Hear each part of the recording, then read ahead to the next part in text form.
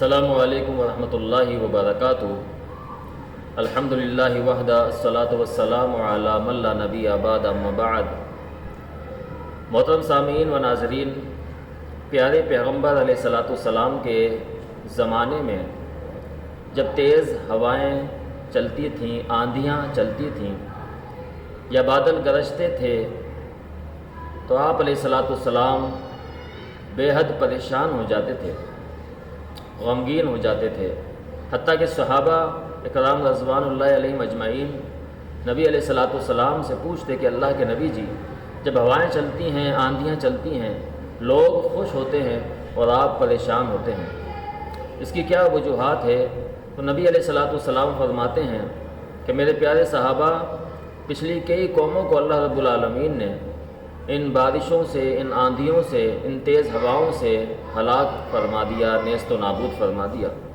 تو ہمیں بھی اللہ رب العالمین سے پناہ طلب کرنی چاہیے، اور اس موقع کی پیارے پیغمبر علیہ السلام نے دعا بھی سکھائی ہے۔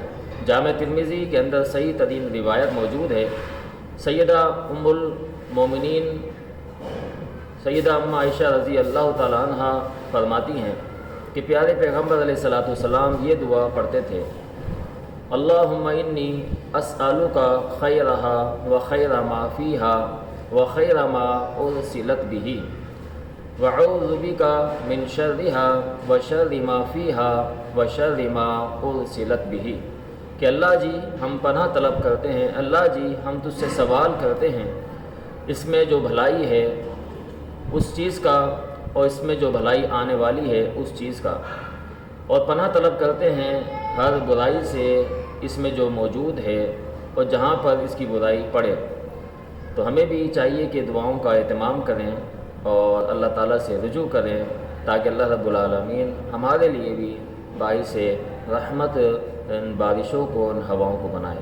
ہر موقع کی دعا ہے نبی علیہ السلام کی، وہ ہمیں یاد ہونی چاہیے۔ اللہ رب العالمین نے پیارے پیغمبر علیہ السلام کی زندگی کو ہم لوگوں کے لیے، امت مسلمہ کے لیے نمونہ قرار دیا ہے۔ لقد کان لکم فی رسول اللہ اسوۃ حسنہ، لوگوں تمہارے لیے پیارے پیغمبر علیہ السلام کی زندگی میں بہترین نمونہ ہے۔ اللہ تعالیٰ سے دعا ہے اللہ تعالیٰ میں سمجھ کی، عمل کی توفیق عطا فرمائے۔ جزاکم اللہ خیر۔